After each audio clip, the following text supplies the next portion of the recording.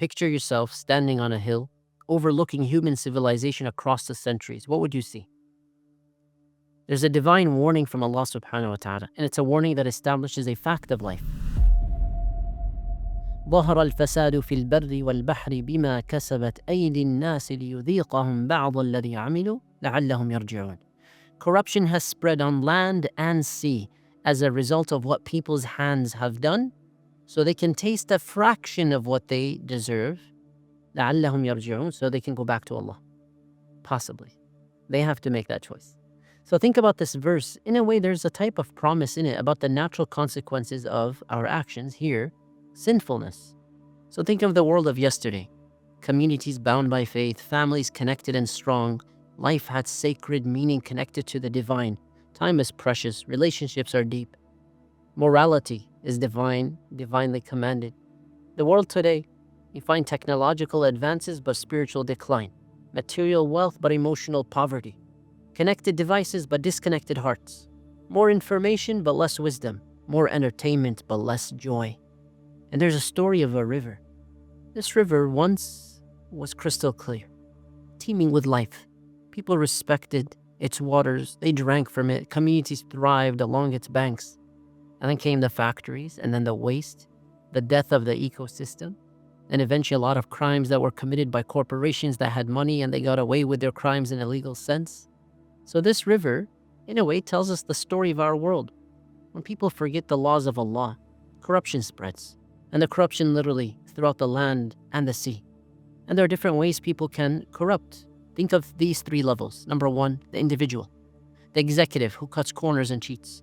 The spouse who betrays trust. The youth who wastes time or commits sin. And every sin has ripple effects. And then there is the community level. Broken families, isolated neighbors, and abandoning the elderly. And these ripple effects become waves, so think of the global level too. There's environmental destruction, systemic injustice, wars and oppression, and the waves become tsunamis.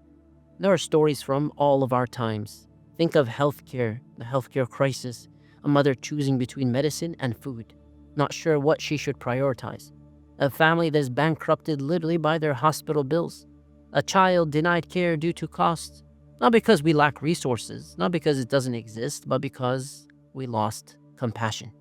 There's an innocent man who spent 30 years behind bars, not because evidence was lacking, but because justice was corrupted. His skin color determined his fate. There's an example throughout the world today, and it's not limited to a specific land anymore. The mental health epidemic. Example of a young teenager who lost his life due to suicide. Not because help wasn't available, mentors were not there, but because society lost its soul, replaced meaning with materialism and hedonism, individualism. It's all about the self, the self, the self, me, myself, and I. And of course, there is a hidden mercy within this divine promise of Allah. And He says, لِيُذِيقَهُمْ بَعْضَ الَّذِي عَمِلُوا لَعَلَّهُمْ يَرْجِعُونَ.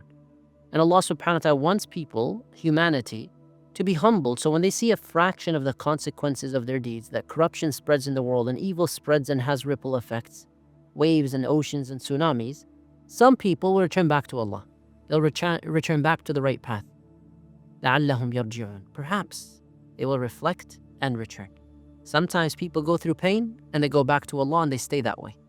Others go back to Allah and then they go back to their sin. Others are awakened and they go back to sleep. And some will ignore the call altogether. They become more angry and disconnected from the truth. There's a light in the darkness. There's hope. Look closer and you'll notice it. The many youth who are returning to Islam, to Allah, the many communities who are rebuilding their connections, the many families who rediscover prayer, the many families who rediscover prayer, people fighting injustice, standing strong for Palestinian liberation, for brothers and sisters in East Turkestan, standing strong for the people of Sudan, standing strong with the people of Bangladesh, standing strong with the people of Syria, in every land, in every place. Kindness spreads virally. And so there are calls to action here. Personal revival, there's your return to Allah, there's the way you reform your character, rebuild your connection, and renew your purpose. And think of the families, the ones that pray together, they eat together, they talk to each other, they grow together, they support each other. Think of community healing. supporting local initiatives, fighting injustice, helping the needy, building bridges. These are all great examples. Think of the global impact, raising awareness, political advocacy, taking action, supporting good causes, standing for truth. This is all a story of hope. There's a small neighborhood not too far away from here. They decided to change, and it started with a Muslim family. They joined another family. They started a small musalla, small prayer area. They decided one day to help someone who was struggling in the community, and they found there was a struggling single mother. And of course, they started to hear about other problems, and they were so fulfilled doing this. Some of the problems were youth on the streets with drugs and other types of epidemics, and they started to help clean up the streets. And literally, they also cleaned the streets. They opened a free clinic with all the doctors they knew that would volunteer an hour of their day or hour of their week.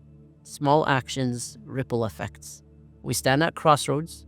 Either we continue the corruption and ignore it, or we begin the healing and reform it. And Allah subhanahu wa ta'ala wants us to reflect on this reality in this world, because it helps us to prepare for the meeting with Allah in the next life. The corruption we see is not our destiny, it's a wake-up call. Meaning what? You can change. You can change. So ask, what inspires you to refrain from sin and its effects in this world? When you see your brothers and your sisters, ask them so that you are motivated, so you are strengthened.